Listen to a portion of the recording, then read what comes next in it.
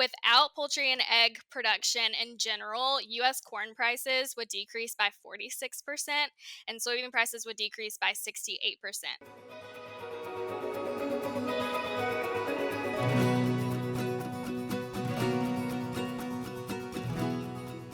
Welcome to Illinois Corn TV. My name is Haley Bickelhoff, and I'm the Policy Communications Manager here at Illinois Corn.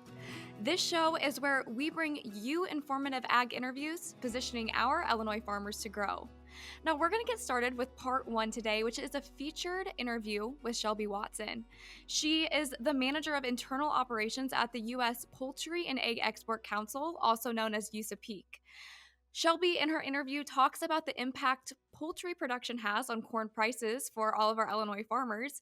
And she also reiterated the direct correlation of the Illinois Corn Growers Association in keeping export markets open amidst different disease outbreaks like avian influenza.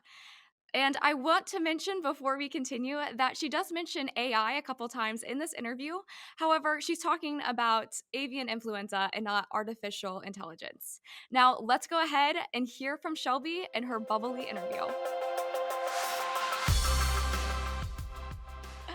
Well, hi, Shelby. Thank you so much for being on today. It's great to see your smiling face. Hi, thank you so much for having me. I appreciate the few minutes to catch up with you. Yeah, well, we're glad to have you back in the fall here at our board meeting, and we're excited to talk with you today. So to start, I wanted to dive into, for those who haven't heard of USAPEEC, can you explain who you are and what you do?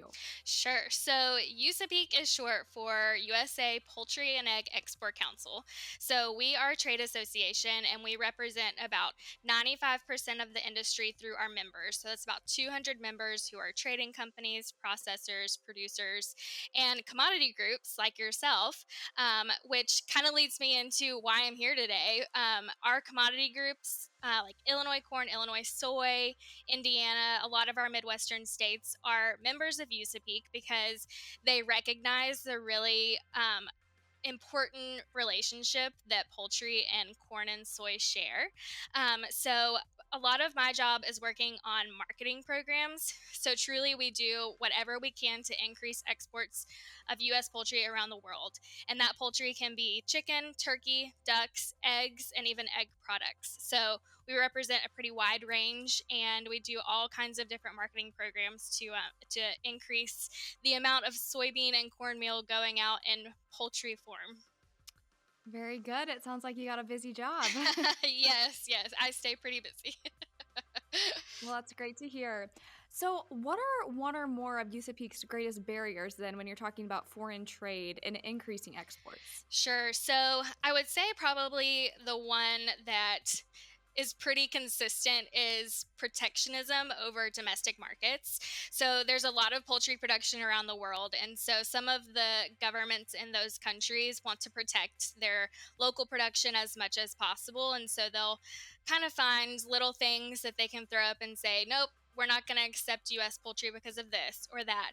And it's not necessarily a real rule that they're following, or sometimes they're not following rules and agreements at all. But we always try to go into a market with the understanding that we are truly there to help supply what their local production can't produce themselves. So we're not going into markets trying to put any local producers out of business. And we use our relationship with our corn and soybean partners to really drive that home, because as local production and local demand increases, we all benefit because more people are eating poultry, so they're producing more and we can export more. So really everybody wins. Definitely. Yeah. When you're looking at those export markets, where are some of the more, some of those that are developing that are maybe in the future? Sure. So my number one answer for this is always Africa. There is so much that can be done in the African market. There's about three that we really have as strong markets, but there's so many that, again, have those protectionist measures that we just need to have some more conversations with those governments and really lay out how importing U.S. poultry can be a benefit to them. So lots to do with cold chain, lots to do with just education in general about the qualities and safety of U.S. poultry. So definitely Africa. And what you said, there's three main export Yeah. markets. What are those three? So Angola is a really good market for us. Ghana, we do a lot of programming in Ghana. And then Congo is a really interesting market for us. And then I guess there's actually four. South Africa kind of goes up and down. They're kind of like the problem child. Sometimes they'll be a perfect trading partner, and then sometimes there'll be reasons why we can't get into the market. So that one's not as consistent, but still a good market for us. Yeah, and so if we didn't have poultry and egg production in the United States, how would that impact our farmers here in Illinois? Yeah. So I actually have a stat for you with pricing because I know price is kind of the end all be all when it comes down to it. So, without poultry and egg production in general, US corn prices would decrease by 46% and soybean prices would decrease by 68%. And then, if you look at that for exports specifically, US soybean prices would decrease by 9% and corn prices would decrease by 6%. So, there's definitely an important relationship there. And without US poultry in general, farmers would feel it and there would be a lot of products left on the market. We'll be right back after this segment of Just the Facts with the Interns, brought to you by PCM. 9 years of PCM data show that nitrogen applications over MRTN are less profitable. This is the easiest change to increase farmer profitability. This has been Just the Facts with the Interns. Now back to the show.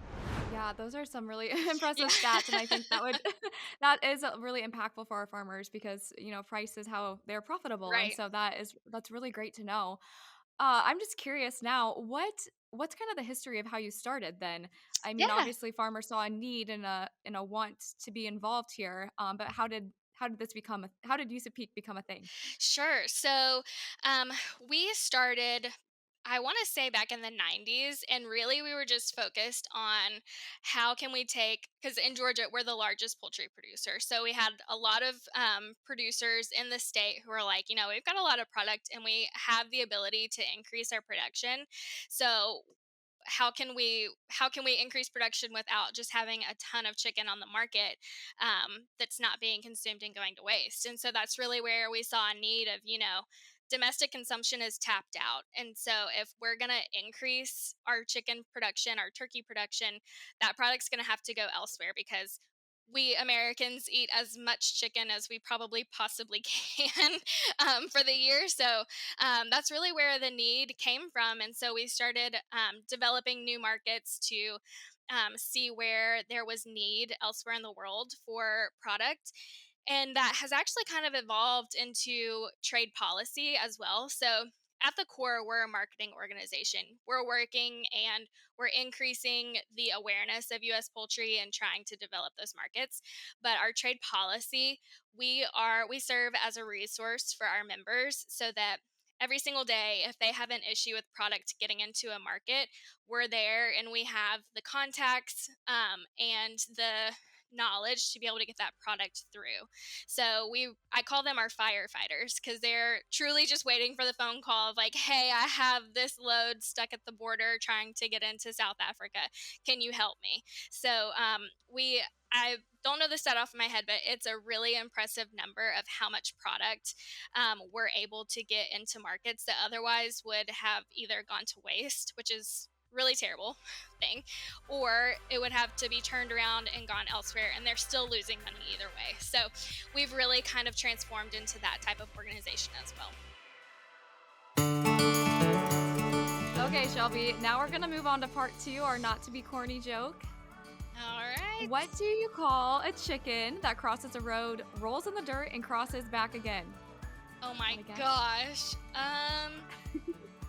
I have no idea. I honestly thought I was gonna be able to guess your joke, but I have not heard this one before.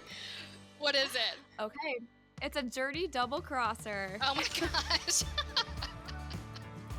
That was a pretty good one. That I was like that good. one. You I can use that at your next meeting. yeah, I thought I'd heard them all, but apparently not. I love it. This has been another episode of Illinois Corn TV, where we deliver insightful ag interviews positioning our farmers to grow. Stay tuned for more content every week, and be sure to subscribe on YouTube or wherever you get your podcasts. We'll see you next week.